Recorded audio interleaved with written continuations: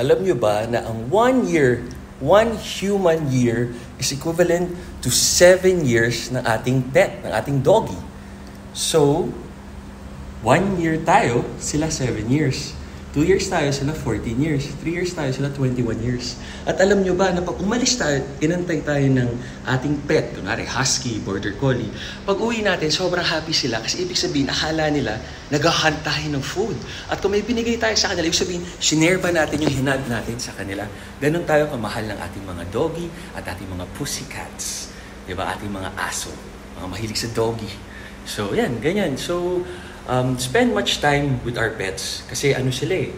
Kumbaga, isang taon natin, 7 years sa kanila. So, kung 4 years tayo or 5 years, 28 sila or 35 years old, bilis nilang tumanda, di ba?